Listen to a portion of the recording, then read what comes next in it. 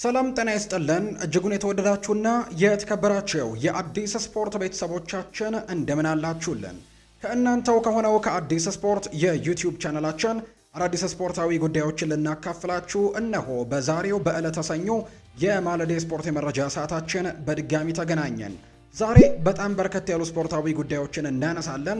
በተወዳጁ የእንግሊዝ ፕሪምየር ሊግ ትላንትና ሲጠበቁ የነበሩ ጨዋታዎች ነበሩ። ከነዚህ መካከል የላንክሻየር ደርቢ ጨዋታ በማንቸስተር ዩናይትድ እና በሊቨርፑል መካከል በኦልድ ትራፎርድ የተደረገው ጨዋታ በርካቶች በጉጉት የሚጠብቁት ጨዋታ ነበር። እሱ ትላንትና ተደርጓል። ከዛ ውጭ ግን ለአለመውረድ እየታገለ የሚገኘው ቶትንሃም ሆትስፐርስ በአውሮፓ ቻምፒየንስ ሊግ ቦታውን አስጠብቆ ለመቀጠል ፉክክር ላይ ከነበረው አስተን ቪላ ጋር ያደረጉት ጨዋታ ትላንትና የተደረጉ ተጠባቂ ጨዋታዎች ናቸው።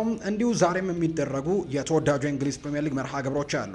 በ35ኛው ሳምንት ዛሬ ዕለተ ሰኞ ቸልሲ ከኖቲንግሃም ፎረስት ጋር ቀን 11 ሰዓት ላይ እንዲሁ ደግሞ ኤቨርተን በሂልዲንግሰን ስቴዲየም ከማንቸስተር ሲቲ ጋር የሚያደርጉት ጨዋታ ምሽት 4 ሰዓት ላይ ይደረጋል። የእነዚህን የጨዋታ ውጤት ግምቶቻችሁን ኮሜንት ቦክስ ላይ ልታጋሩን ትችላላችሁ። ሌሎች ሊጎችንም እንዳስሳለን። ከዛ ውጪ ክለቦችን የተመለከቱ እጅግ በጣም በርከት ያሉ ስፖርታዊ ጉዳዮችን ነው ዛሬ የምናነሳው። ፏድ ባህሩ ፕሮግራሙን እየመራው ከእናንተ ጋር ቆይታን አደርጋለሁ። ሀሳብ አስተያየቶቻችሁን ኮሜንት ቦክስ ላይ ጻፉልን። ሀሳቦቻችሁን እንመለከታለን። ቪዲዮአችንን ላይክ፣ ቻናላችንን ሰብስክራይብ እያደረጋችሁ ቆይታችሁን ከኛ ጋር አድርጎ ከመሸጋገሪያ በኋላ እንገናኛለን። አብራችሁኝ ቆዩ።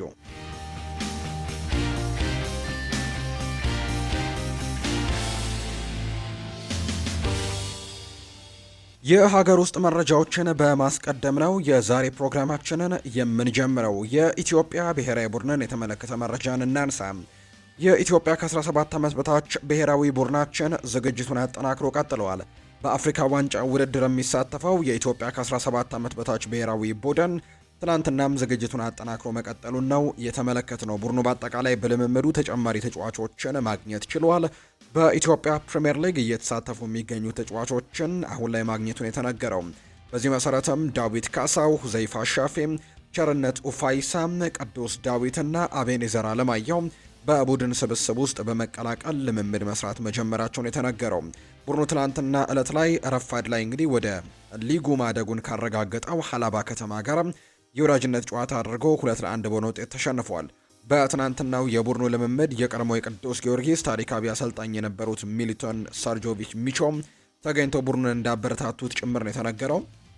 የሞሮኮ ከ17 ዓመት በታች የአፍሪካ ዋንጫ ውድድር ከ10 ቀናት በኋላ ላይ ይጀምራል። የኢትዮጵያ ከ17 ዓመት በታች ብሔራዊ ቡድናቸው በአሰልጣኝ ቤንጃሚን ዚመር እየተመራ በዛ ውድድር ላይ ተሳትፎን እንደሚያደርግ ነው የተረጋገጠው። በዚህም ልምምዱን አጠናክሮ እንደቀጠለ ነው የተመለከት ነው። ወደ ውጭ ሀገር ስፖርታዊ መረጃዎቻችን በቀጥታ እንውሰዳችሁ። ወደ ቤተሰቦቻችን የተወዳጆቹ የአውሮፓ ታላላቅ ሊጎች ትላንትናም በተደረጉ በርከት ያሉ ጨዋታዎች ቀጥለው ተደርገዋል። በተለይ በተወዳጁ የእንግሊዝ ፕሪምየር ሊግ የ35ኛ ሳምንት ጨዋታ ትላንትና 3 ያክል መርሃ ግብሮችን አስተናግዷል። ፕሪምየር ሊጉ ሊጠናቀቅ 3 ያክል ጨዋታዎች ብቻ እየቀሩት ነው አሁን ላይ። ትላንትና 3 ያክል ጨዋታዎች ተደርገዋል በፕሪምየር ሊጉ 35ኛ ሳምንት። ቅድሚያ ጨዋታቸውን ያደረጉት ቦርንመዝን ከክሪስታል ፓላስ ጋር ያገናኘው ጨዋታ ነው። ክሪስታል ፓላስ አሁን ላይ በደረጃ ሰንጠረዡ ከወገብ በታች ቁጭ ያለ ቡድን ነው። ከዛ ውጪ ቦርንመዝ ግን በአውሮፓ ውድድሮች ላይ ለመሳተፍ በተለይ በዩሮፓ ሊግ እና በኮንፈረንስ ሊግ ቦታዎች ላይ እነሱን ቦታዎች ይዞ ለማጠናቀቅ በሚደረገው ጥረት ላይ የአንዶኒ ኢራኦላ ቡድን ጠንከር ብሎ ባለፉት ጨዋታዎች ላይ ተመልክተናል። በተለይ ጨዋታዎችን በማሸነፍም በእነዚህ በአውሮፓ ውድድሮች ላይ ለመሳተፍ ትልቅ ትንቅንቆችን እያደረገ ይገኛል። በተለይ የመጨረሻ የውድድር ዓመታቸው እንደመሆኑ መጠንም ጠንካራ ስራዎችን እየሰሩ ነው። አሰልጣኝ አንዶኒ ኢራኦላ ካለፉት 4 ጨዋታዎች 3ቱን በአሸናፊነት ነው ያጠናቀቁት። አንድ ጨዋታ ብቻ ነው በአቻ ውጤት ያጠናቀቁት። ትላንትና ማሸነፋቸውን ተከትሎም 6ኛ ደረጃነትን መረከብ የቻሉበትን ውጤት ነው ማስመዝገብ የቻሉት። ትላንትና በቫይታሊቲ ስቴዲየም በሜዳቸው ክሪስታል ፓላስን ያስተናገዱት ቦርንመዞች 3-0 በሆነ ውጤት ነው ማሸነፍ የቻሉት። ጄፈርሰን ለርማ የክሪስታል ፓላሱ ተጫዋች ጨዋታው በጀመረ 10ኛው ደቂቃ ላይ ነው ራሱ ላይ ኳስና መረብን በማገናኘት ቦርንመዝን ቀዳሚ ያደረገው። ከዛ ውጭ ግን በፍጹም ቅጣት ምት ኤሊ ጁኒየር ክሩፒ ጎል ማስቆጠር ችሏል። የመጀመሪያ 45 የጨዋታ ክፍለ ጊዜም 32ኛው ደቂቃ ላይ ነው ኳስና መረብን ያገናኘው። ጨዋታውን በዚህ መሰረት 2-0 በሆነ ውጤት እየመሩ ነበር። ከዛ ውጭ ግን የኦሊቨር ግላስነር ቡድን ትላንትና ክሪስታል ፓላስ በርከት ያሉ ተጫዋቾችን ተጠባባቂ ወንበር ላይ አድርጎ ነው የጀመረው። ምክንያቱም በሳምንቱ አጋማሽ የኮንፈረንስ ሊግ የመልስ ጨዋታ ይኖራቸዋል። የግማሽ ፍጻሜው ወደ ፍጻሜው ለማለፍ የሚደረግ ጨዋታና እርግጥ ነው እነዚህ ተጫዋቾች በተለይ የመጀመሪያውን ዙር ጨዋታ 3-1 አሸንፈዋል ሻካታር ዶኔስክንና ሊያውም ከሜዳቸው ውጪ ነው የመጀመሪያውን ዙር ጨዋታ ያሸነፉት። ያን ያክል ከባድ ይሆንባቸዋል ተብሎ አይታሰብም። ነገር ግን ከፕሪሚየር ሊግ ጨዋታዎች ይልቅ በኮንፈረንስ ሊጉ ላይ በትልቁ ትኩረት ስለሰጡ አሰልጣኝ ኦሊቨር ግላስነር በርከት ያሉ ተጫዋቾችን ተጠባባቂ ወንበር ላይ አድርገው ነበር። በሁለተኛው 45 የጨዋታ ክፍለ ጊዜ 77ኛው ደቂቃ ላይ ራያን ሌላ ጎል አስቆጥሮ እንዲሁ ጨዋታውን 3-0 በሆነ ውጤት በቦርንመዝ አሸናፊነት እንዲጠናቀቅ የሆነበት አጋጣሚ ነው ያለው። ተመጣጣኝ የሚባል የኳስ ቁጥጥር ነበራቸው በሁለቱም በኩል። በአጠቃላይ በቦርንመዝ በኩል 16 የጎል ሙከራዎችን ተመልክተን 5ቱ ኢላማቸውን የጠበቁ ነበሩ። ክሪስታል ፓላሶች በጨዋታው በአጠቃላይ አንድ ኢላማውን የጠበቀ ሙከራን ብቻ ነው ያደረጉት። በዚህም ደረጃቸውን አሻሽለዋል። ቦርንመዞች ጨዋታውን ማሸነፋቸውን ተከትሎ 6ኛ ደረጃ ላይ በ52 ነጥብ መቀመጥ የቻሉበትን አጋጣሚ ነው ያገኙት። ለአውሮፓ ቻምፒየንስ ሊግ ተሳትፎም ትንሽ ከበድ ያለ ይሆንባቸዋል ተብሎ ይታሰባል። ነገር ግን ቀሪ 3 ጨዋታዎች እንዳሉ ይታወቃል። የሚፈጠረው ነገር ባይታወቅም በተለይ አስተን ቪላ ያለፉትን 2 ተከታታይ ጨዋታዎች መሸነፉን ተከትሎ አሁን ላይ 58 ነጥብ ላይ ነው የሚገኘው። ሊቨርፑልም እንዲሁ 58 ነጥብ ላይ ነው የሚገኘው። ቦርንመዝ በአንጻሩ 52 ነጥብ አለው። የሌሎቹን በጣም በትልቁ መሸነፍን ይጠብቃል። ነገር ግን 6 ነጥብ ልዩነት በማዕከላቸው ይገኛል። በአብዛኛው ግን የዩሮፓ ሊግ ቦታን ለማሳካት ግን በትልቁ ጥረቶችን እያደረገ የሚገኝ ቡድን ነው። ክሪስታል ፓላስ ትላንትና መሸነፉን ተከትሎ በአጠቃላይ ካለፉት 5 ጨዋታዎች አንድ ድል ብቻ ነው ማሳካት የቻለው። 43 ነጥቦችን ሰብስቦ 15ኛ ደረጃ ላይ የተቀመጠ ቡድን መሆኑንም ጭምር ነው የተመለከትነው። የትላንትናው የቦርንመዝና የክሪስታል ፓላስ ጨዋታ ቅድሚያ የተደረገው መርሃ ግብር ነው።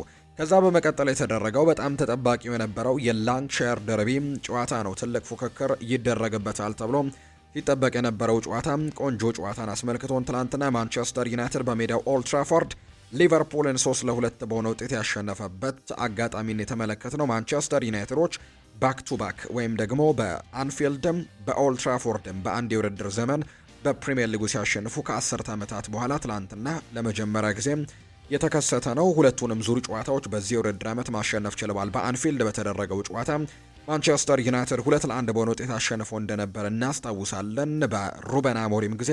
ከዛ ውጪ በትናንትናው ጨዋታ ደግሞ በኦልድ ትራፎርድ ማንቸስተር ዩናይትድ 3-2 በሆነ ውጤት ማሸነፍ የቻለበትን እድል ነው ትላንትና ወይም ደግሞ አጋጣሚ ነው የተመለከት ነው።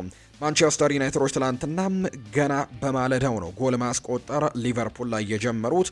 በተለይ በጨዋታው ላይ ደግሞ ማታያስ ኩኛ ይሰለፋል አይሰለፍም የሚሉ ጥያቄዎች ትላንትና ሲነሱ እንደነበር ተመልክተናል። ነገር ግን ማቲያስ ኩኛ ትላንትና ወደ ቋሚ አስተላለፉ ተመልሶ ለማንቸስተር ዩናይትድም ወሳኝ ተጫዋች መሆኑን በትላንትናው ጨዋታ ላይ አሳይቷል። 6ኛው ደቂቃ ገና ጨዋታው በጀመረ በመጀመሪያዎቹ ደቂቃዎች ነው ማንቸስተር ዩናይትድ ሊቨርፑል ላይ ጥቃቱን የሰነዘረው።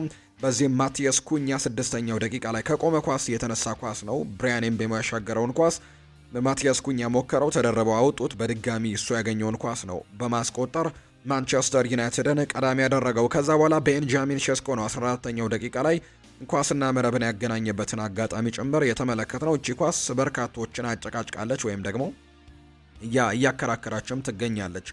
በተወሰነ ደረጃ የእጅ ንክክ ያለው የለውም የሚለውን ጉዳይ በርካቶች እየተወያዩበት ይገኛሉ። ዳኛው ግን የቫር ምልከታንም ከተመለከቱ በኋላ ጎሉን አጽድቀውታል። በትላንትናው ዕለት ለመለየት በጣም አስቸጋሪ የሆነች ኳስ ናት። ቤንጃሚን ሼስኮ ግን ሁለተኛውን ጎል ማስቆጠር ችሏል። ለማንቸስተር ዩናይትድ ባለፉት ተከታታይ ጨዋታዎችም የአጥቂ ጎሎችን እያስቆጠረ ይገኛል። በተለይ ማይክል ካሪክ ከመጣ በኋላ በርከት ያሉ ጎሎችን እያስቆጠረ የሚገኝ ተጫዋች እንደሆነም ይታወቃል። 2026 ከገባ ደግሞ በርካታ ጎሎችን ያስቆጠረው የፕሪሚየር ሊግ አጥቂ እንደሆነ ጭምር በርካቶች እያነሱ ነውና ቤንጃሚን ሼስኮ ትናንትና ሌላኛውን ጎል ያስቆጠረ ተጫዋች ነው። ነገር ግን በጉዳት ምክንያት የመጀመሪያው 45 የጨዋታ ክፍለ ጊዜ እንደተጠናቀቀ በሁለተኛው 45 አልተመለሰም። አማድ ዲያሎ ነው እሱን ተክቶት የገባውም። ከአማድ ዲያሎ መግባት በኋላ የመጀመሪያው ንክክ ይመስለኛል ለዶሚኒክ ሶቦስላይ አሲስት የተደረገች ኳስ ሆናለች። አማድ ዲያሎ የመጀመሪያው ንክኪ ጥሩ አልነበረም። ለዶሚኒክ ሶቦስላይ ነው ፓስ ያደረገለት። ሊቨርፑሎችን ወደ ጨዋታ የመለሰች ጎል ነው። ገና ሁለተኛው 45 የጨዋታ ክፍለ ጊዜ በተጀመረ 2 ደቂቃዎች እንኳን ባልሞሉበት ሰዓት ላይ ዶሚኒክ ሶቦስላይ የተገኘውን አጋጣሚ በመጠቀም ኳስና መረብን ማገናኘት የቻለው እንዳልኳችሁ በስህተት የተገኘ ወይም ደግሞ አማድ ዲያሎ ተሳስቶ ለዶሚኒክ ሶቦስላይ ያቀበለውን ኳስ ነው ሶቦስላይ ራሱ ሄዶ ኳስና መረብን ማገናኘት የቻለው። ከዛም ከደቂቃዎች ልዩነት በኋላ ማለትም 56ኛው ደቂቃ ላይ በድጋሚ ሌላ ስህተት ሴኔ ላሜንስ ለማካሊስተር ከሰጠው በኋላ ማካሊስተር ለዶሚኒክ ሶቦስላይ ከዛም ኮዲ ጋክፖ ወደ ጎልነት የቀየሩበትን አጋጣሚ ጭምር ተመልክተናል። በሁለት ስህተቶች ሊቨርፑል ትላንትና ጎል አስቆጥሮ ወደ ጨዋታው የተመለሰበት ሁለተኛው 45 የጨዋታ ክፍለ ጊዜንም በጉጉት እንድንጠብቀው ያደረጉ ሁለት ጎሎች የተቆጠሩበትንም አጋጣሚ ጭምር ተመልክተናል። በኳስ ቁጥጥሩ ረገድ ሊቨርፑል ትላንትና የተሻሉ እንቅስቃሴዎችን ማድረግ ችሏል። ነገር ግን ማንቸስተር ዩናይትድ የሚሄዷቸው ኳሶች በሙሉ እጅግ አደገኛ የነበሩበትንም አጋጣሚ ጭምር ተመልክተናል። ከዚህም በላይ ሌሎች ጎሎችንም ማስቆጠር የሚችሉበት አጋጣሚዎች ጭምር ነበሩ። ለምሳሌ ያክል ብሩኖ ፈርናንዴዝ የሞከረውና ወደ ውጭ የወጣበት ኳስ፣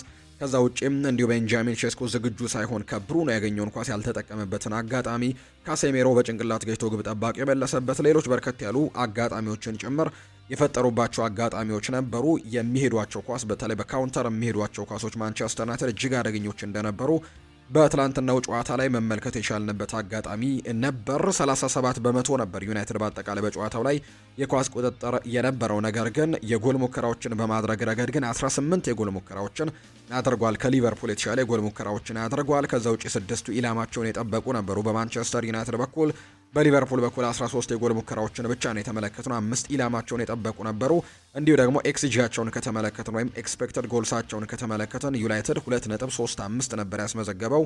በሊቨርፑል በኩል 0.88 ብቻ ነው የተመለከትነው። ማንቸስተር ዩናይትዶች 3 ትልልቅ አጋጣሚዎችን ወይም ቢግ ቻንስ የምንላቸውን መፍጠር የቻሉበትንም አጋጣሚ ጭምር በትላንትናው ጨዋታ ላይ ተመልክተናል። ኮቢ ማይኖ የጨዋታው ኮከብ የነበረው ተጫዋች ትላንትና ማንቸስተር ዩናይትድን አሸናፊ ያደረገች ጎልን ደግሞ 77ኛው ደቂቃ ላይ ማስቆጠር የቻለበትን አጋጣሚ ነው በትላንትናው ጨዋታ ላይ የተመለከትነው።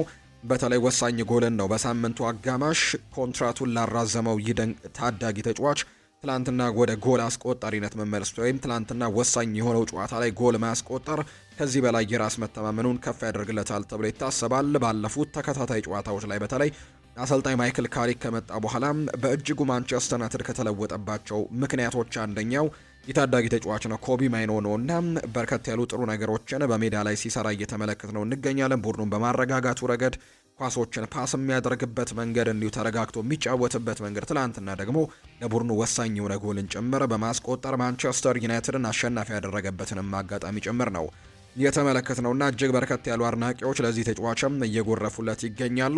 ትላንትና ማንቸስተር ዩናይትድ ድል ማድረጉን ተከትሎ ወደ ለመደው ወደሚታወቅበት የቻምፒየንስ ሊግ ውድድር መመለስ የቻለበትን አጋጣሚ ወይም ደግሞ አጠቃላይ ውጤትን ነው ማስመዝገብ የቻለው ያረጋግጧል። ትላንትና ወደ አውሮፓ ቻምፒየንስ ሊግ መግባቱን ያረጋገጠበት ምሽት ሆኗል። በተለይ ብራይተኖች ባለፈው ጨዋታ ላይ በዚህ ሳምንት ያደረጉት ጨዋታ ላይ መሸነፋቸውን ተከትሎ የቦርንመዝ ውጤት ብቻ ነበር የሚጠበቀው። ቦርንመዝ በአቻ ውጤት ቢያጠናቅቅ ወይም ደግሞ ጨዋታው ቢሸነፍ ኖሮ ዩናይትድ ሳይጫወትም ያረጋግጥ ነበር። ነገር ግን ቦርንመዝ ማሸነፉን ተከትሎ ዩናይትድ ቢያንስ 1 ነጥብ ይፈልግ ነበር ለማረጋገጥ። ትላንትና ግን ማሸነፉን ተከትሎ በተለይ ሊቨርፑልን ማሸነፉን ተከትሎ ወደ አውሮፓ ቻምፒየንስ ሊግ መመለሳቸውን አረጋግጠዋል። ማንቸስተር ዩናይትዶች ማሸነፋቸውን ተከትሎ ከ2 ዓመታት በኋላ ነው ወደ አውሮፓ ቻምፒየንስ ሊግ የተመለሱት። ሊቨርፑል በውድድር ዘመኑ 11ኛ የፕሪሚየር ሊግ ሽንፈቱን አስተናግዷል። ሁለቱ በማንቸስተር ዩናይትድ የተመዘገበ ነው። ዩናይትድ በሁለቱም ዙር ነው ሊቨርፑልን ዘንድሮ ማሸነፍ የቻለበትን አጋጣሚ ጭምር የተመለከት ነው። ማንቸስተር ዩናይትድ በአጠቃላይ 64 ነጥቦችን ሰብስቧል። ከተከታዩ ሊቨርፑልም ያለውን የነጥብ ልዩነት ወደ 6 ማስፋት የቻለበትን አጋጣሚ ተመልክተናል። በአጠቃላይ በዚህ የውድድር ዓመት 3ኛ ደረጃን ይዞ ለማጠናቀቅም በጣም በትልቁ ነው ትላንትና ድሉን ማሳካት የቻለው። አሰልጣኝ ማይክል ካሪክ ከጨዋታው በኋላ በርከት ያሉ ሀሳቦችን አንስቷል። ከሱ በተጨማሪ ግን ተጫዋቾቹም እነ ኮቢ ማይኖ፣ እነ ዲየጎ ዳሎም፣ እነ ማቲያስ ኩኝሃም ጭምር ትላንትና አስተያየታቸውን ሰጥተዋል። ከዛ በፊት ግን አንድ ማንሳት የምንፈልገው ጉዳይ በርካቶች ሲጠብቁት የነበረው ከማንቸስተር ዩናይትድ ድል ባልተናነሰ መልኩ በርካቶች የሚጠብቁት አንድ አጋጣሚ ነበር። በጨዋታው ላይ ብሩኖ ሚጌል ፈርናንዴስ አሲስት እንዲያደርግ በርካቶች ይጠብቃሉ። ምክንያቱም የፕሪሚየር ሊጉን የምንጊዜም ከፍተኛ አሲስት አድራጊነትን ሪከርድ ለመጋራት አንድ አሲስት ለመስበር ደግሞ 2 አሲስቶች እንደሚቀሩት ይታወቃልና ያንን ሪከርድ ለመስበር በጣም ቅርብ የሆነ ተጫዋች እንደሆነ ይታወቃል። ቀሪ 3 መርሃ ግብሮች ይቀራሉ። እርግጥ ነው ትላንትና ጠንካራ ያለ ጨዋታ እንደሆነ ይታወቃል። ነገር ግን በጨዋታው ላይ በርከት ያሉ አጋጣሚዎችን መፍጠር የቻለበትንም ነገር ተመልክተናል። እንዳልኳችሁ ካሴሜሮ በጭንቅላት የገጨው ኳስ፣ ከዛ ውጪ እንዲሁ ሌላኛው ተጫዋች ደግሞ ቤንጃሚን ሼስኮ ያመከነውን ኳስ ተመልክተናል። ነገር ግን በትናንትናው ጨዋታ ላይ አሲስት እንዲያደርግ በርካቶች ሲጠብቁ ነበር። ነገር ግን ያን ነገር ሳይሳካ ቀርቷል። ኮቢ ማይኖ ይናገራል። ማይክል ካሪክ በራስ መተማመን ሰጥቶናል ሲል የተናገረው የማንቸስተር ዩናይትድን የማሸነፊያ ግብ ያስቆጠረው ኮቢ ማይኖ ቡድኑ ለካሪክ መፋለም እንደሚፈልግ ነው የተናገረው። ተሰልፎ አለመጫወት ከባድ ነገር ነው ያለው ኮቢ ማይኖ። ነገር ግን መስራቴን ቀጥዬ ነበር ሲልም ተደምጧል። በተለይ በአሰልጣኝ ሩበን አሞሪም ጊዜ መሰለፍ እድሎችን እንዳላገኘ እናስታውሳለን በፕሪሚየር ሊግ ጨዋታዎች ላይ። ስለዚህም የማይክል ካሪክ መምጣት ግን ለዚህ ተጫዋች በጣም ትልቅ በረከት ሆኖለታል። ትላንትናም ጎል አስቆጥሯል። ተሰልፌ ያለመጫወቴ ከባድ ሆኖብኝ ነበር፣ ነገር ግን መስራቴን ቀጥዬ ነበር ብሏል። ካሪክ መጥቶ ለእኔ ብቻ ሳይሆን ለሁላችንም በራስ መተማመን ሰጥቶናል ያለ ሲሆን ለሱ ደግሞ መፋለም እንፈልጋለን ያለው። ለካሪክ ሁሉንም ነገር እናደርጋለን፣ ለካሪክ ሁሉንም ያደርጋል፣ ለሱ ሜዳ ላይም ለመሞትም ዝግጁ ነኝ ሲልም ጭምር የተናገረው። አመቱን በጥሩ ደረጃ ማጠናቀቅ እንፈልጋለን፣ ቻምፒየንስ ሊግ መሳተፍም በቂ አይደለም፣ ማሸነፋችንን ከዚህ በኋላ መቀጠል ይኖርብናል፣ ሶስተኛ ደረጃነትን ማስጠበቅ ይኖርብናል ሲል የተናገረው ማይክል ካሪክ ትላንትና ሀሳቡን ሰጥቷል። ከዛ በፊት ግን አንድ ልንናገረው የሚገባው ጉዳይ ማይክል ካሪክ ወደ ማንቸስተር ዩናይትድ ከመጣ በኋላ በጣም በርከት ያሉ ጥሩ ነገሮችን በማንቸስተር ዩናይትድ ቤት እያሳለፈ ይገኛል። አሁን ላይ እርግጥ እየሆነ የመጣ ይመስላል። ማንቸስተር ዩናይትዶች ቀጣዩ አሰልጣኛቸው አድርገው በቋሚነት የሚቀጥሩበት እድል በጣም ሰፊ ሆነ ይመስላል። ምክንያቱም ትልልቅ የሚባሉ ቡድኖችን ጭምር ማሸነፍ ችሏል። ማይክል ካሪክ ከመጣ እነ ማንቸስተር ሲቲን፣ እነ አርሰናልን፣ እነ ቶትንሃም፣ ቼልሲን እንዲሁ ሊቨርፑልን ጭምር ማሸነፍ ችሏል። ትልልቆቹን ቡድኖች በሙሉ ማሸነፍ የቻለበትን ነገር ነው የተመለከትነው። ከዛ ውጪ ደግሞ ቡድኑንም በደረጃ ሰንጠረዡ በደንብ አሻሽሎታል። አሰልጣኝ ሩበን አሞሪም ለመጨረሻ ጊዜ ማንቸስተር ዩናይትድን ለቆ ሲወጣ 6ኛ ደረጃ ነበር ዩናይትድ የተቀመጠው። አሁን ግን በ3ኛ ደረጃነቱ ላይ ተደላድሎ መቀመጥ ችሏል። የአውሮፓ ቻምፒየንስ ሊግን ቦታ ይዞ ማጠናቀቁን ያረጋገጠ ቡድን ሆኗል። በጣም መልካም ጎኖችን በቡድን ውስጥ አምጥቷል። መልበሻ ክፍሉን አረጋግቷል። ተጫዋቾችም በራስ መተማመን እንዲሰማቸውና ተጫዋቾች በአንድ ላይ በአንድነት መንፈስም እንዲጫወቱ ትልቅ ስራዎችን ሰርቷልና አሰልጣኝ ማይክል ካሪክ በቋሚነት የመቀጠል እድሉ በጣም ሰፊ ይመስላል። አንድ ቁጥራዊ መረጃን ደግሞ ተመለከትኩኝ። ማንቸስተር ዩናይትድ ማይክል ካሪክን የሾመው በጃንዋሪ 17 እንደነበር እናስታውሳለን እና ማይክል ካሪክ የማንቸስተር ዩናይትድ ጊዜያዊ አሰልጣኝ ተደርጎ ከተሾመ በኋላ በፕሪሚየር ሊጉ ቡድኖች የሰበሰቡትን ውጤት ከተመለከተን ማንቸስተር ዩናይትድ ማይክል ካሪክ ከመጣ በኋላ ደረጃው ቢሰላ አንደኛ ደረጃ ነበር የሚቀመጠው።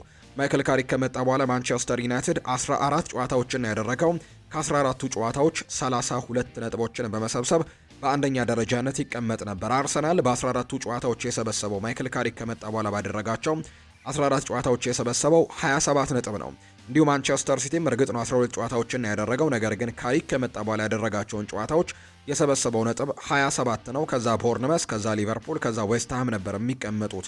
ማይክል ካሪክ በ17ኛው ጃንዋሪ ላይ ከመጣ በኋላ ዩናይትድ ከማይክል ካሪክ መሾም በኋላ እንደ ዩናይትድ ከፍተኛ ነጥቦችን የሰበሰበ ቡድን እንደሌለ ነው ቁጥሮቹ የሚያሳዩትና ይሄ ምን ያክል በማንቸስተር ዩናይትድ ቤት በቋሚ አሰልጣኝነቱ ሊቀጥል እንደሚችል የሚያሳዩ መረጃዎች ናቸው እየወጡ የሚገኙ። ትላንትና ከጨዋታው በፊት ከሰማናቸው መረጃዎች መካከል የቀድሞ የማንቸስተር ዩናይትድ ታሪካዊ አሰልጣኝ የሆኑት ሰር አሌክሳንደር ቻማን ፈርጉሰን ወደ ሆስፒታል መወሰዳቸውን ሰምተናል። የማንቸስተር ዩናይትድ ታሪካዊ አሰልጣኝ ሰር አሌክስ ፈርጉሰን ወደ ሆስፒታል ተወስደዋል። ከጨዋታው በፊት ሰር አሌክስ ፈርጉሰን በኦልድ ትራፎርድ ስቴዲየም ጥሩ ስሜት ያልተሰማው በመሆኑ ነው ወደ ሆስፒታል የተወሰዱት።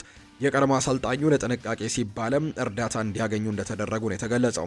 የማንቸስተር ዩናይትድ ኃላፊዎች አሰልጣኙ በቅርቡ ወደ ቤታቸው እንደሚያገግሙና እንደሚመለሱም ነው ተስፋ እንዳላቸው ዴይሊ ሜል የተባለ የመረጃ ምንጭ ይፋ ያደረገው። ይህንን በተመለከተ ነው ማይክል ካሪክ የተናገረው። የፈርጉሰን ህመም ተጽዕኖ አድርጎብናል ሲልም ጭምር ነው ካሪክ የተናገረው። የቀድሞ የማንቸስተር ዩናይትድ ታሪካዊ አሰልጣኝ ሰር አሌክስ ፈርጉሰን ሆስፒታል መግባታቸው መዘገቡ ይታወቃልና አሁን ላይ የሰር አሌክስ ፈርጉሰን የህመም ዜና ትክክል መሆኑን ነው አሰልጣኝ ማይክል ካሪክ ያረጋገጠው። ስለ ሁኔታው ያወቅኩት ከጨዋታው በፊት ነው ያሉት ካሪክ አሁን ላይ ተጨማሪ መረጃ የለኝም፣ ደህና እንደሆነ ግን ተስፋ አደርጋለሁ ሲልም ካሪክ ይናገራል። የሰማነው ዜና ተጽዕኖ አሳድሮብናል፣ በቶሎ እንዲያገግምም እመኛለሁ፣ ይሄ ውጤት እንደሚያስደስተውም ተስፋ አደርጋለሁ ሲል ነው ማይክል ካሪክ ጨምሮ የተናገረው። ዲሚተር በርባቶቭ ኮቢ ማይኖን እጅጉን አሞካሽቶታል። ሜኑ ሩበን አሞሪምም ሆነ በሱ ላይ ጥርጣሬ ያላቸውን ሰዎች ሁሉ መሳሳታቸውን ለማሳየት በጣም በትልቁ ለበቀል ተነስቷል ሲልም ጭምር የተናገረው። ኮቢ ማይኖ ሩበን አሞሪም መሳሳቱን ለሁሉም እያሳየ ነው። ኮቢ ማይኖን አለመጠቀሙ ስህተት እንደነበር ለሁሉም ለማሳየት ቁርጡ የተነሳ ነው የሚመስለው እንቅስቃሴው ሲል ነው ዲሚተር በርባቶቭ የተናገረው። ስለ ኮቢ ማይኖ ሀሳቡን ሲሰጥ ነው። በተለይ እሱ ከወጣ በኋላ ወይም አሰልጣኙ ከወጣ በኋላ በጣም ምርጥ የሚባል ጊዜን እያሳለፈ ነው ኮቢ ማይኖ። ዲሚተር በርባቶቭ ይቀጥልና ኮቢ ማይኖ በቀላሉ በቀልን ይፈልጋል፣ እሱ በሩበን አሞሪም እና በሱ ላይ ለተጠራጠሩት ሁሉ ምላሽ እየሰጠ ነው ብለዋል። ሮይ ኪን በአንጻሩ ይህ ለዚህ ልጅም በጣም ድንቅ አጋጣሚ ነው። ያለፉት ጥቂት ወራት አስቸጋሪ ነበሩ፣ ነገር ግን ይህ በሁሉም ወጣት እግር ኳስ ተጫዋቾች ላይ ይከሰታል። እሱ እድሉን እጅግ በሚገባ ተጠቅሞበታል። የክለብ አካዳሚ ተማሪ ሆኖ የድል ግብ ማስቆጠር በቀላሉ ድንቅ ነገር ነው ሲልም ነው ሮይ ኪን ደግሞ ይህንን ሀሳብ የሰጠው። ሌላኛው ከጨዋታ በኋላ ሀሳቡን የሰጠው ማቲያስ ኩኛህ ነው። ስለ ጨዋታው ሲናገር የማይታመን ጨዋታ ነበር ብሏል። የዛሬው ጨዋታ ሁሉም ተጫዋቾች ሊሳተፉባቸው የሚመኙት አይነት ጨዋታ ነው። ስታሸንፍ ደግሞ ከዚህ በላይ አስደናቂ ስሜት ይኖረዋል ብሏል ኩኛ ሲናገር። ስለ ማይክል ካሪክም ሀሳቡን ሰጥቷል። ካሪክ ወደዚህ ሲመጣ ልክ እንደ ሰር አሌክስ ፈርጉሰን አይነት የተለየ መንፈስን ይዞ ነው የመጣው። ሁልጊዜም ስለ አሸናፊና ድል አድራጊ ቡድን ግንባታ ነው የሚነግረን። ያ ደግሞ በሱ ውስጥ ያለውን ኃይልና ወደኛ ያስተላለፈበት መንገድም እጅግ ይገርማል። የሚነግረን ነገር ሙሉ በሙሉ ራስ መተማመን እንዲኖረው ያደርጋል። ግባችን ላይ ለመድረስም በትኩረት እየተጓዝን እንደሆነ ይረዳናል። ለማንኛውም ይህ ጉዟችን ገና ነው፣ መጀመሪያ ላይ ነን ሲልም ጭምር ይናገራል። ከዚህ በላይ መቀጠል አለብን ሲል ነው ማቲያስ ኩኛ የተናገረው። ሌላኛው ዲየጎ ዳሎ ነው ከጨዋታ ጋር አያይዞ ሀሳቡን የሰጠው። እኛ እንዲመጫወት ስንጀምር በኦልትራፎርድ ላይ ለተጋጣሚ ቡድኖች ከባድ ነው። ይህም ደግሞ የምንልከው መልእክት ነው። ከመጀመሪያው ደቂቃ ጀምሮ ተጭነን ተጋጣሚዎችን ወደ ራሳችን ሜዳ ማስገባት አለብን። በመጀመሪያው አጋማሽ በጣም ከፍተኛ ደረጃ ላይ ነበረን። በሁለተኛው አጋማሽ መጀመሪያ ላይ ግን እንዲያስቆጥሩ መፍቀድ አልነበረብንም። ነገር ግን ቡድኑ ጠንካራ ባህሪን አሳይቷል። በዚህም እኮራለሁ ብለዋል። ወደ ቻምፒየንስ ሊግ ተመልሰናል። በክለብ ውስጥ ያለ እያንዳንዱ ሰው በተለይ ደጋፊው ይሄ ይገባዋል። አንዳንድ አስቸጋሪ ጊዜያቶችን አሳልፈናል። ይህ ክለብ በየውድድር ዘመኑ በቻምፒየንስ ሊግ መጫወት ያለበት ቡድን ነው። ማንቸስተር ዩናይትድ ወደዚያ መመለስ በመቻላችን እጅግ በጣም ደስተኞች ነን ብለዋል። ማሸነፍ መቀጠልም እንፈልጋለን። ይሄ እስከ ውድድር ዘመኑ መጨረሻ ትልቁ ግባችን ነው ሲል ይናገራል። ስለ ኮቢ ማይኖም ሲናገር እሱ በጣም ሁለገብ ተጫዋች እየሆነ ነው። ባለፉት ጨዋታዎች ላይ ሁሉም ከፍተኛ ደረጃ ላይ መሆኑን እያሳየ ነው። ጠንክሮ የሚሰራም ታላቅ ሰው ሆኗል ሲልም ጭምር ነው የተናገረው። ኮቢ ማይኖን በተመለከተ ዲየጎ ዳሎ ሲናገር ቻምፒየንስ ሊግ መሳተፍ እንፈልጋለን ያለው ደግሞ ዶሚኒክ ሶቦስላይ ነው። የሊቨርፑሉ ተጫዋች በዚህ የውድድር ዓመት ምናልባት ሊቨርፑል አስቸጋሪ የውድድር ዓመትን እንዳሳለፈ ምንም ጥያቄ የለውም። አምና ሻምፒዮን የነበረ ቡድን ነው። በአውሮፓ ቻምፒየንስ ሊግ በተለይ በምድብ ፌዙ ላይ በጣም ጠንካራ ጉዞን አድርጎ በፓሪስ ሰን ዠርሜን ከውድድሩ ተሰናበተ እንጂ ምናልባት አምና ለቻምፒየንስ ሊግ ዋንጫ የሚፎካከር አይነት ቡድን ይሆናል ተብሎ ሲጠበቅ የነበረ በጣም ጠንካራ ቡድን እንደነበር እናስታውሳለን በአርነ ስሎት የመጀመሪያ የውድድር ዘመን። ዘንድሮ ግን ከዛ በተቃራኒው ጥሩ የሚባል የውድድር ዓመትን እያሳለፈ አይገኝም። የአውሮፓ ቻምፒየንስ ሊግ እንኳን ለመግባት በጣም በትልቁ ትንቅንቅ ውስጥ የሚገኝ ቡድን እንደሆነ ይታወቃልና ትላንትና ደግሞ በጣም በተቀናቃኙ እንዲሁ በላንክሻየር ደርቢ በማንቸስተር ዩናይትድ በደርሶ መልስ ትላንትና ሽንፈት ገጥሞታልና ለሊቨርፑል ጥሩ የውድድር ዓመት ባይሆንም ነገር ግን በግሉ በጣም ጥሩ የውድድር ዓመትን እያሳለፈ የሚገኘው ዶሚኒክ ሶቦስላይ ነው። ትላንትናም ጎል አስቆጥሯል፣ አሲስትም ጭምር አድርጓልና በቻምፒየንስ ሊግ መሳተፍ እንፈልጋለን ብሏል። ይሄ ተጫዋች የሊቨርፑል አማካይ ዶሚኒክ ሶቦስላይ ከኦልትራፎርድ ያለ ነጥብ መመለሳቸው እንዳበሳጨው ነው የተናገረው። ምንም ነጥብ ሳንይዝ ወደ ቤታችን መመለሳችን ያሳዝናል ሲል ነው ከትላንትናው ጨዋታ በኋላ የተናገረው። አሁን ላይ ትኩረቴ ቀጣይ ዓመት አይደለም፣ ቀጣይ 3 ጨዋታዎች ላይ ነው መሆን ያለበት ያለው ዶሚኒክ ሶቦስላይ ቻምፒየንስ ሊግ መሳተፍ እንፈልጋለን ሲልም ጭምር ነው የተናገረው። ሁለተኛው አጋማሽ ሲጀመር እንደነበር ነበር መሆን የነበረብን፣ ነገር ግን ያንን ነገር ማስቀጠል አልቻልንም ብሏል። በመልሶ ማጥቃት ግብ ተቆጥሮብናል። ሁለተኛው ጎልም በዚህ መንገድ ነው የተቆጠረብን። የበለጠ ትኩረት ማድረግና ዝርዝሮችን መመልከት አለብን። ምርጡን ለመስጠት እሞክራለሁ። በመጀመሪያ በቀጣይ ሲዝን ላይ ደግሞ ትኩረት አላደርግም። ትኩረቴ ቀጣይ 3 ጨዋታዎች ላይ መሆን አለበት። ቀጣይ ሲዝን ቻምፒየንስ ሊግ መጫወት እንፈልጋለን፣ ምክንያቱም እዚያ መሆን አለብን። ነገር ግን ወደፊት የሚፈጠሩን እንመለከታለን ሲልም ነው ዶሚኒክ ሶቦስላይ ከትናንትናው ጨዋታ በኋላ የተናገረው። የዩናይትድ ጥንካሬን በጭራሽ መቆጣጠር አልቻልንም ብሏል አርነ ስሎት። በትላንትናው ጨዋታ የማንቸስተር ዩናይትድ ጥንካሬ ለሊቨርፑል ፈታኝ ሆኖ እንደነበር ነው አሰልጣኝ አርነ ስሎት የተናገሩት። የማንቸስተር ዩናይትድ ጥንካሬ የቆመ ኳስና መልሶ ማጥቃትን መቆጣጠር በጭራሽ አልቻልንም ነው ያለው አሰልጣኝ አርነ ስሎት። አክለው ሜዳ ውስጥ የተሻለው ቡድን ስንሆን አስቂኝ ግቦችንም እያስተናገድን ነው ሲልም ጭምር ተናግሯል። ማንቸስተር ዩናይትዶች በዚህ የውድድር ዓመት በተለይ ማይክል ካሪክ ከመጣ በኋላ ደግሞ የመልሶ ማጥቃታቸው እጅግ በጣም ሻርፕ ነው። እጅግ በጣም አስፈሪ ሆኖ ነው የሚመጡት። በመልሶ ማጥቃት ሲመጡ የቆሙ ኳሶችን በመጠቀም እጅግ አስደናቂ የውድድር ዓመትን እያሳለፉ እንደሚገኝ ይታወቃልና ያንን ነገር የዩናይትድን ጥንካሬ ግን መቋቋም አልቻልንም ብሏል አርነ ስሎት ከጨዋታው በኋላ። የሊቨርፑል አሰልጣኝ አርነ ስሎት ሌላኛው ያነሱት ጉዳይ ደግሞ የቤንጃሚን ሼስኮ ኳስ በእጅ ተነክቶ ነበር የሚል አይነት ሀሳብንም ጭምር አንስተዋል። በትላንትናው ጨዋታ ላይ ኳስ የሴሽኮን እጅ ነክቶ ነበር ያሉት አርነ ስሎት የኳሱ አቅጣጫንም ተቀይሯል፣ ስለዚህም ነክቶታል ሲሉን የተለመጡት። ነገር ግን የቫር ጣልቃ ገብነት ካለ ውሳኔው ከሊቨርፑል ተቃራኒ እንደሚሆን ሳይታለም የተፈታ ሀቅ ነው ሲሉ በዳኝነት ላይ ያላቸውን ነገር ገልጸዋል። አመቱን ሙሉ ሲፈጠርብን የነበረውና ስንበደል የነበረው ነገር ይሄ ነው ሲልም ነው የተናገረው። የቫር በደል እንዳለ ሆኖ ራሳችንን መመልከት ግን አለብን ያሉት አሰልጣኙም የበላይነት ሲወሰድብን ነበር፣ በተሻለ መከላከልም አለብን ሲሉ ጭምር ተናግረዋል። አሌክዛንደር ኢሳክ ግን በቅርቡ ወደ ሜዳ እንደሚመለስ ነው የተናገሩት። ትላንትና ከጨዋታው በፊት እንደማይሰለፍ ተነግሮ ነበር በጉዳት ምክንያት። መጠነኛ ጉዳት፣ ያን ያክልም ጉዳት ሳይሆን ለጥንቃቄ ሲባልም በጨዋታው ላይ እንዳልተሰለፈ ጭምር የሚያሳዩ መረጃዎች ናቸው የወጡትና በትላንትናው ጨዋታ ላይ አልነበረም። ነገር ግን በቀጣዮቹ ጨዋታዎች ላይ እንደሚመለስ ጭምር ነው አሰልጣኝ አርነ ስሎት ስለዚህ ተጫዋች ወይም ደግሞ ስለ አሌክዛንደር ኢሳክን በተመለከተ ሀሳባቸውን እየሰጡ የሚገኙት። ሌላኛው የሚነሳው ጉዳይ ማይክል ካሪክ የሰጠው ሀሳብ ነው። ተጫዋቾቹ ስኬት ተጠምተዋል፣ ተሳትፎ ብቻ አያስፈነጥዘንም ነው ያለው ካሪክ። ሊጉን በቅርቡ እንደምናሸንፍ እምነቱ አለኝ ብለዋል። የማንቸስተር ዩናይትዱ አሰልጣኝ ማይክል ካሪክ የቡድኑ ተጫዋቾች ስኬት ማጣጣም እንደሚፈልጉ ነው የተናገረው። ተጫዋቾቹ ስኬት ተርበዋል ያሉት ማይክል ካሪክ በቻምፒየንስ ሊግ ተሳትፎ ብቻ ከልክ በላይ አንደሰትም ሲልም ነው የተደመጠው። ካለፈው ዓመት አንጻር ትልቅ መሻሻል አሳይተናል፣ ሁሉም አድናቆት ይገባቸዋል፣ ነገር ግን ሌላ እርምጃ ብቻ እንደሆነ ሁሉም ያውቃሉ ሲሉ ነው ካሪክ ጨምረው የተናገሩት። ሜሰን ማውንት ቀጣይ ሊጉን ማሸነፍ እንችላለን ስለማለቱ የሚጠየቀው ካሪክ በቅርቡ እንደሚሆን ተስፋ አለኝ፣ እምነቱም አለኝ ነው ያለው። ተቃርቧል ለሚለው ግን ጊዜ ይነግረናል ብሏል ማይክል ካሪክ ከትላንትናው ጨዋታ በፊት በነበረው አስተያየት ላይ ነው ይህንን የሰጠው። በአጠቃላይ ማንቸስተር ዩናይትድ የትላንትናውን ጨዋታ በድል ነው ያጠናቀቀው። በዚህም በአውሮፓ ቻምፒየንስ ሊግ መሳተፋቸውን ያረጋገጡበት ውጤት ሆኖ ተመዝግበዋል። ሶስተኛ ደረጃነትንም ያጠናከሩበት ውጤት ሆኖ ተመዝግበዋል። በሌላ የተወዳጁ የእንግሊዝ ፕሪምየር ሊግ መርሃ ግብር አስተን ቪላና ቶትናም ያደረጉት ጨዋታ በርካቶች ሲጠብቁት የነበረ ጨዋታ ነው። በተለይ ቶትናም ሆትስፐርስ ላለመውረድ በሚደረገው ትግል ውስጥ የትላንትናው ጨዋታ ወሳኝ ነበር። ዌስትሃም ዩናይትድ በተለይ በዚህ ሳምንት መሸነፉን ተከትሎ በብሬንትፈርድ ትላንትና ድል የሚያደርግ ከሆነ ቶትናም ሆትስፐርስ ነጥቡን ከፍ አድርገው ከወራጅ ቀጠናው እንደሚወጣ ይታወቅ ነበርና ትላንትና ደግሞ ጨዋታውን የሚያደርገው ከአስተን ቪላ ጋር በሆኑ በተለይ የአውሮፓ ቻምፒየንስ ሊግን ቦታ ይዞ ለማጠናቀቅ በትልቁ እንቅስቃሴን እያደረገ ከሚገኝ ቡድን ጋር መሆኑ በዛ ላይ ከሜዳ ውጪ ወደ ቪላ ፓርክ አቅንቶ ጨዋታውን እንደማድረጉ ለቶትናም ሆትስፐርስ በጣም ከባድ ይሆናል ተብሎ ታስቦ ነበር። ከዛ ውጪ በጉዳት ምክንያት በጣም በርከት ያሉ ተጫዋቾችን ማጣቱን እናውቃለንና እነዚህ ምክንያቶች ለሮቤርቶ ዲዘርቢ ቡድን አስቸጋሪ ያደርግበታል ተብሎ ቢታመንም ነገር ግን በመጀመሪያው 45 የጨዋታ ክፍለ ጊዜ በ12ኛው ደቂቃ ላይ ኮነር ጋላገር በ25ኛው ደቂቃ ላይ ሪቻርልሰን ባስቆጠሯቸው ግቦች ቶትናም ሆትስፐር ትላንትና 2-1 በሆነ ውጤት በማሸነፍ ከወራጅ ቀጠና መውጣቱን ትላንትና አረጋግጧል። ከወራጅ ቀጠና ወጥቷል። ዌስትሃም ዩናይትድ ወደ ወራጅ ቀጠና የገባበት ውጤት ነው የተመዘገመው። ኤሚ ቢዌንዲያ 96ኛው ደቂቃ ላይ ለአስተን ቪላ ጎል ማስቆጠር ቢችልም ነገር ግን በጣም ይዘገየ ነበር ለአስተን ቪላ ጎል የተገኘበት አጋጣሚ።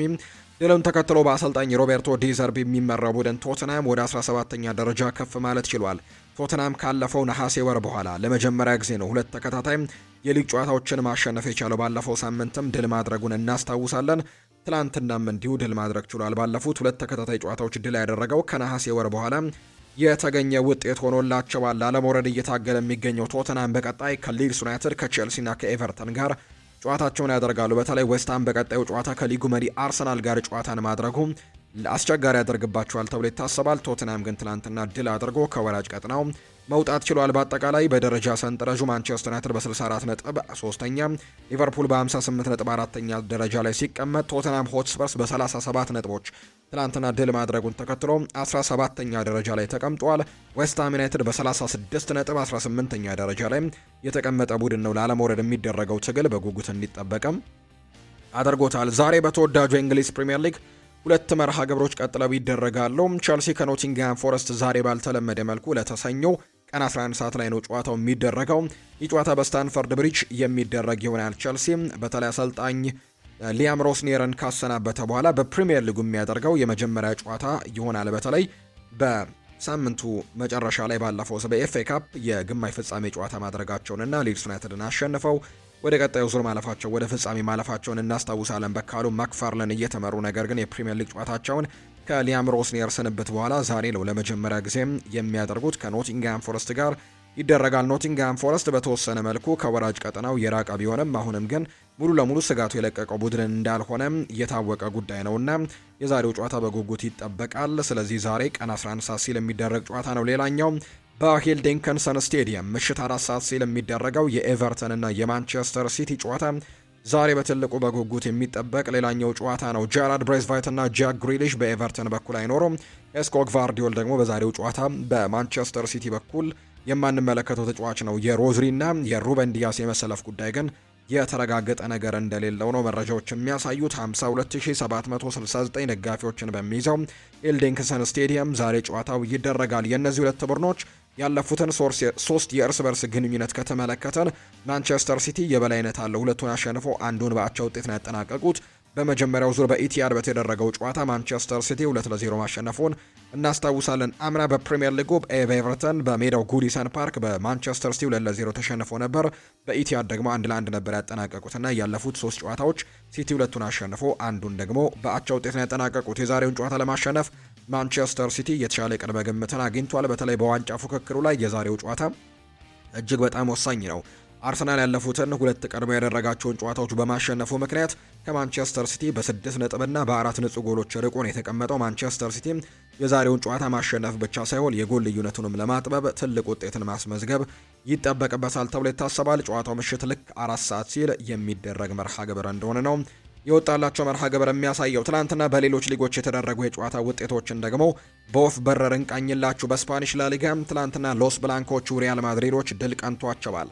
ሪያል ማድሪድ ከኤስፓኞል ጋር ነው ትላንትና ጨዋታውን ያደረገው። በዚህ መሰረትም 2-0 በሆነ ውጤት ማሸነፍ ችሏል። የሎስ ብላንኮቹን የማሸነፊያ ግብ ቪኒሲዮስ ጁኒየር ነው ትላንትና ሁለቱንም ማስቆጠር የቻለው። ሪያል ማድሪድ ከሁለት ተከታታይ የሊግ ሽንፈት በኋላ ነው ወደ ድል የተመለሱት። የሻምፒዮንነቱ ጉዳይ ያከተመለት ቢሆንም በሚቀጥለው ሳምንት ግን የኤል ክላሲኮ ተጠባቂ ጨዋታ ይደረጋል። ነገር ግን በ77 ነጥቦች ሁለተኛ ደረጃ ላይ ተቀምጠዋል። በአንጻሩ ባርሴሎና 88 ነጥብ ነው ያለው። የ11 ነጥብ ልዩነት በማካከላቸው ይገኛል። ሪያል ማድሪድ ግን ሁለተኛ ነው። ትናንትና ሽንፈት የገጠመው ኤስፓኞል በ39 ነጥቦች 13ኛ ደረጃ ላይ የተቀመጠ ቡድን ነው። በሳምንቱ መጨረሻ ሪያል ማድሪድ በኤል ክላሲኮ ከባርሴሎና ጋር ጨዋታውን ያደርጋል። በካምፕኑ የፊታችን እሁድ የሚደረግ ጨዋታ ነው።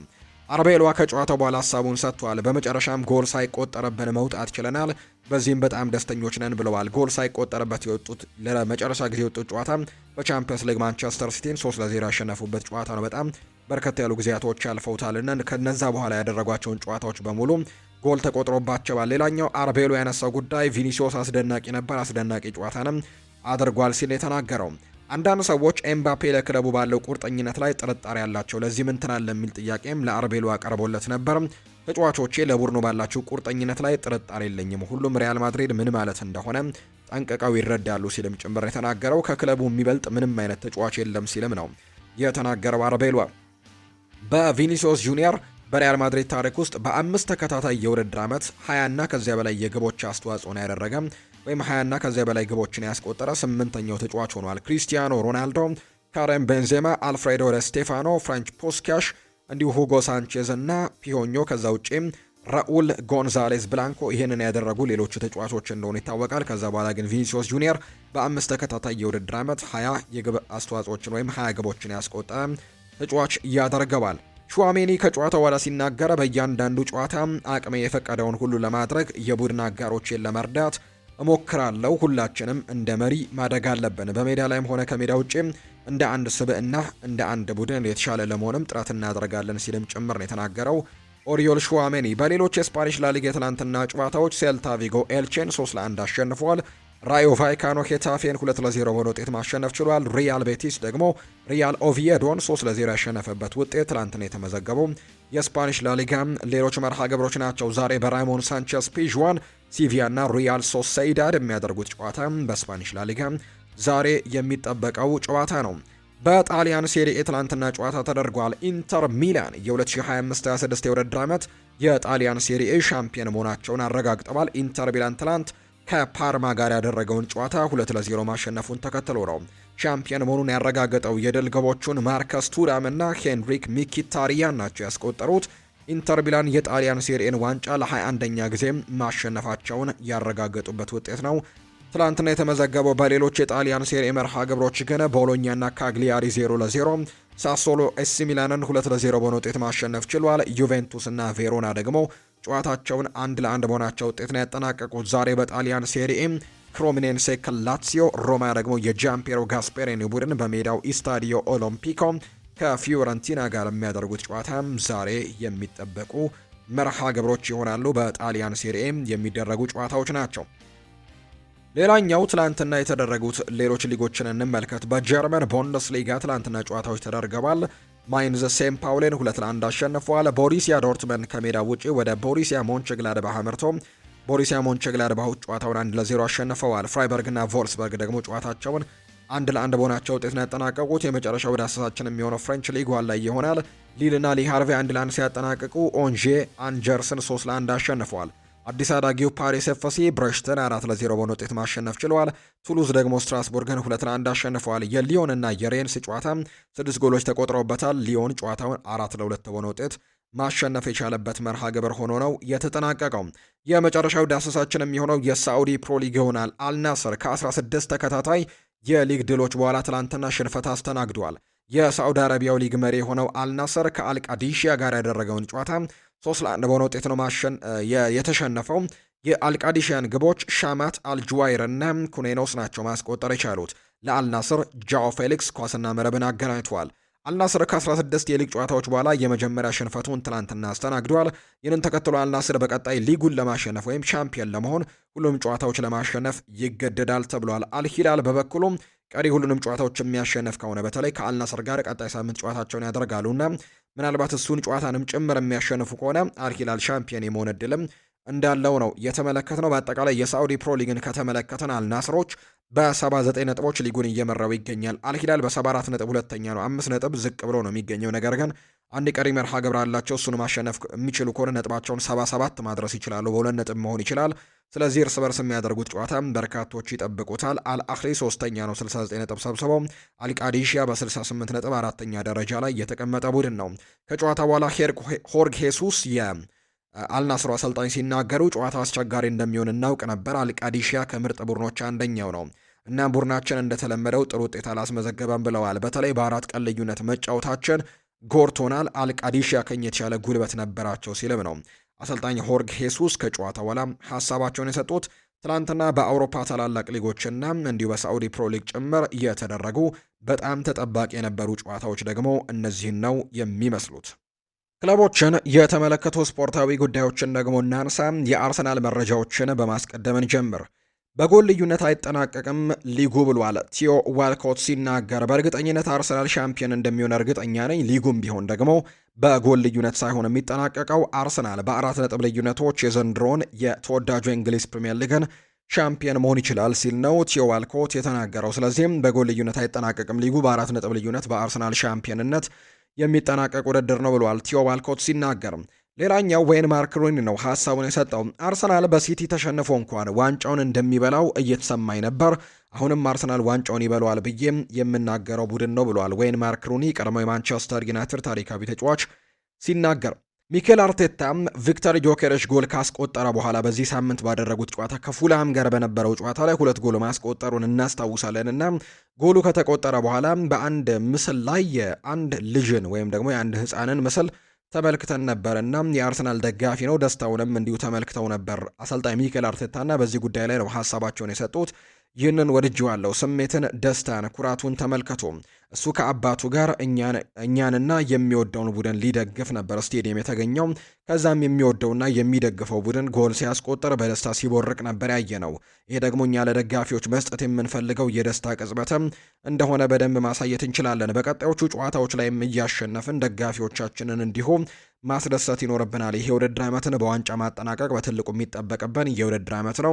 ስለዚህም በሚቀጥሉት ጨዋታዎች ላይ እንዲሁ ድሎችን እያገኘን ዋንጫውን ለማሸነፍ በትልቁ የምንሰራበት የውድድር ዓመት ይሆናል። ደጋፊዎቻችንንም ልክ እንደ ሕፃኑ ደጋፊ ሁሉ ማስቦረቅና ማስደሰትም እንፈልጋለን ሲል ነው አሰልጣኝ ሚኬል አርቴታ ከዚህኛው ምስል በኋላ ከተመለከተ በኋላ ሀሳቡን እንደሰጠ የተነገረው። የቸልሲን ጉዳዮች የምናንሳ ፒተር ቼክ ይናገራል። ቸልሲ ፍልስፍናውን እንዲቀይር ነው ጥሪ ያቀረበው። ፍልስፍናን መቀየር አለብህ ብለዋል። አንዳንድ ነገሮች አብረው አይሄዱም፣ ምክንያቱም እነዚህ የቻምፒየንስ ሊግ ወይም የፕሪሚየር ሊግ ዋንጫዎችን ለማሸነፍ በጣም ከባድ ውድድሮች ናቸው። እናም ወጥነት ያለው መሆን ይኖርባቸዋል። የቡድኑ ጠንካራ እምብርትም ሊኖረው ይገባል ሲል ነው ፒተር ቼክ የሚናገረው። ቸልሲ ሁል ጊዜም በልቤ ውስጥ እንደሚኖር አውቃለሁ። ጥሩ ውጤት እንዲያስመዘግቡ እፈልጋለሁ። አሁን ላይ ግን ሁሉም ነገር ተለውጧል። ቸልሲ የተለየ ክለብ ሆኗል ሲልም ጭምር ነው ፒተር ቼክ ጨምሮ የተናገረው። ሌላኛው መሐመድ ሳላህ ነው ሐሳቡን ያነሳው። ከጆዜ ሞሪኒዮ ጋር ያደረግነው ውይይትን አስታውሳለሁ። እሱ በጣም ጥሩ ሰው ነው፣ እወደዋለሁ። በህይወቴ ካገኘኋቸው ምርጥ አሰልጣኞችም አንደኛው ነው።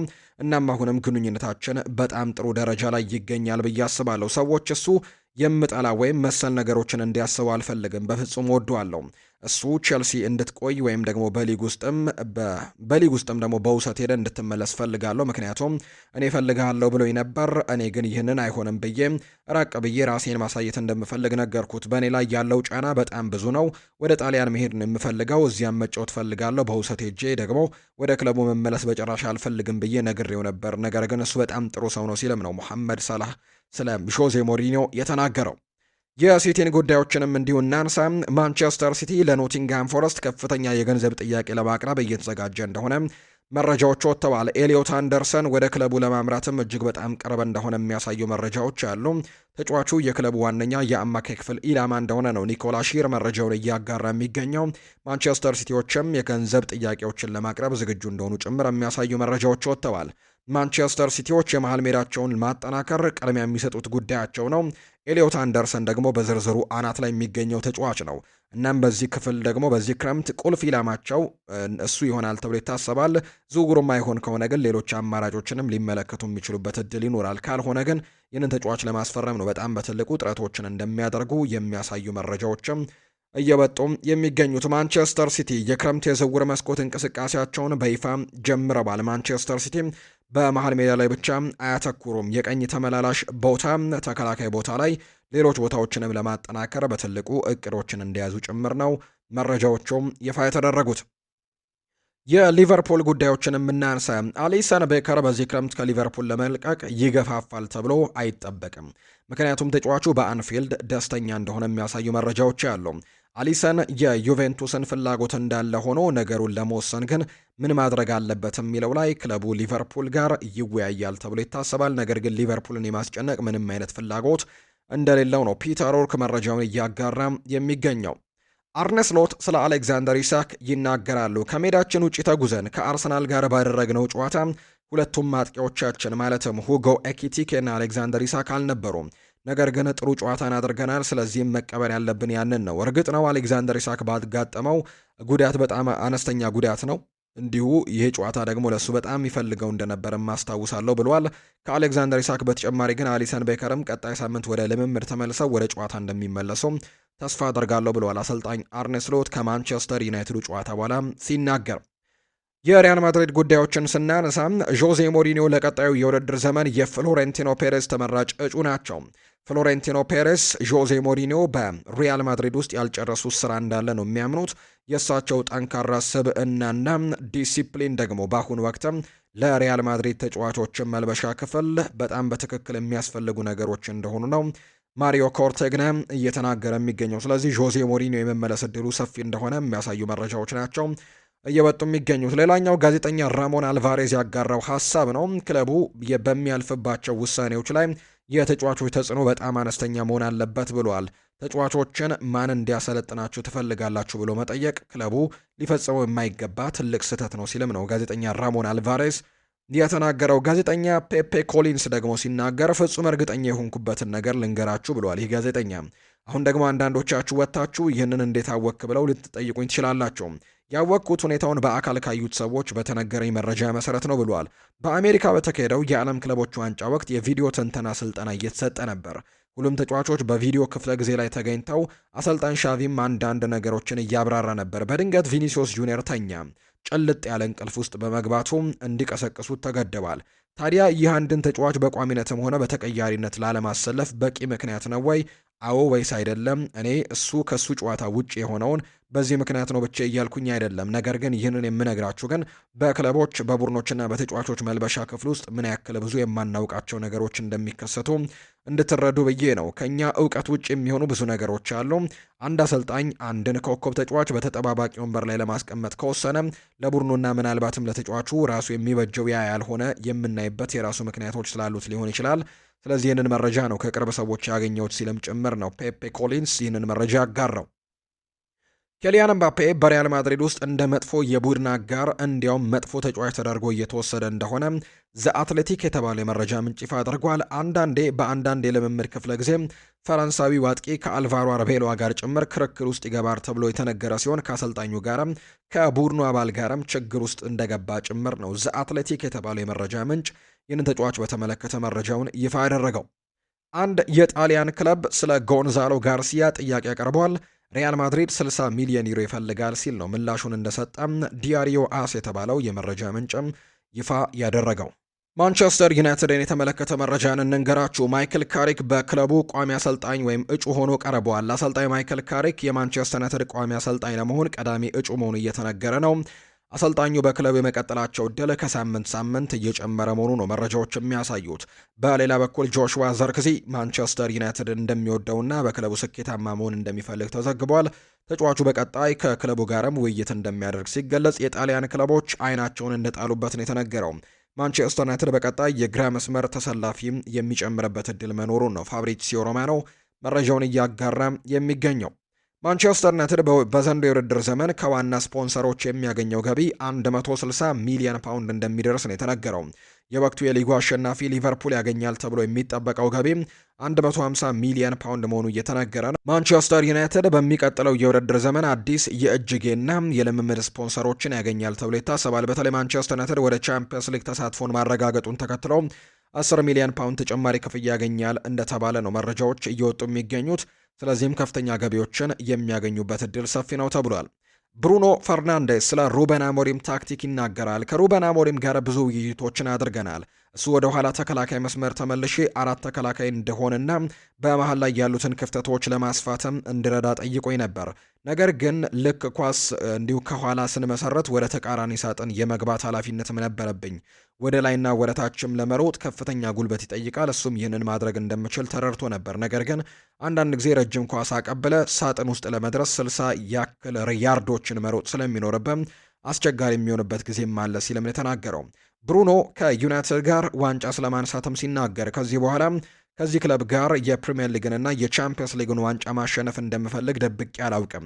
ምናልባትም ማሳካው ይሆናል ወይም ደግሞ ላላሳካውም እችላለሁ። ነገር ግን እድሉ እስካለኝ ድረስ ግን ወይም ደግሞ እስከ ቆየው ድረስ ግን መሞከሬን አላቆምም ሲልም ነው የተናገረው ብሩኖ። በማንቸስተር ዩናይትድ ስላለው ስኬትም ሲናገር በዚህ ክለብ ውስጥ ስኬታማ መሆን በሌላው በማንኛውም ክለብ የማላገኘው ልዩ ነገር እንደሆነ አስባለሁ። ከዚህ ክለብ የምፈልገው ዋንጫ የማገኝበትን ቀን የሚኖረኝ ደስታና ስሜቱ በሌላ በማንኛውም የዓለም ክለብ ውስጥ የማታገኘው እንደሚሆን እርግጠኛ ነኝ ሲልም ጭምር ይናገራል። በማንቸስተር ዩናይትድ ቤት ውስጥ ዋንጫ ማሳካት በጣም ትልቁ ፍላጎቴ ነው ሲልም የተናገረው። ብሩኖ ስለ 2021-22 የውድድር ዘመን ይናገራል። በወቅቱ የኛ የውድድር ዘመን እንደሚሆን ተሰምቶኝ ነበር፣ ምክንያቱም ከዚህ በፊት በነበረው ዓመት 2ኛ ደረጃ ይዘን አጠናቀን ነበር። በተጨማሪም ክሪስቲያኖና ራፋኤል ቫራን እንዲሁ ጄደን ሳንቾንም አስፈርመን ነበር። የተሻለ ቡድን እንደምንሆንም እንደሚረዱን ምርጥ ተጫዋቾችን ስላመጣን ፕሪሚየር ሊጉን የምናሸንፍበት ዓመት እንደሚሆን እጅግ አስቤ ነበር፣ ነገር ግን ሳይሳካ ቀርቷል ብሏል። ስለ ካሪክ ሲናገር የልምምድ መርሃ ግብሮችን የሚመራው ማይክል ካሪክ ነው። ስቲቭ ሆላንድ ከፈለገ ጣልቃ እንዲገባ እድሉን ቢሰጠውም ልምምዶችን የሚያሰራው ግን ራሱ ካሪክ ነው ብሏል።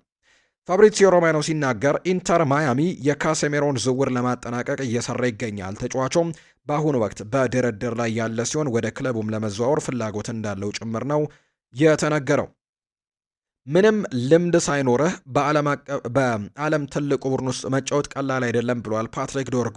እዚህ ስትጫወት ጫናው ብዙ ነው፣ የሚጠበቀው ነገር በጣም ከፍተኛ ነው። ክለቡ ማሸነፍ ይፈልጋል፣ እኛም ማሸነፍ ነው የምንፈልገው። ስለዚህም ያንን ጫና መቋቋም ቀላል አይደለም። ነገር ግን በእኔ የሚያምኑ ጥሩ የቡድን አጋሮችና ጥሩ አሰልጣኞች ያሉኝ፣ ታትሬ ሰለጥናለሁ፣ ራሴንም በጥሩ ሁኔታ ላይ አድርጌያለሁ ሲል ነው የተናገረው።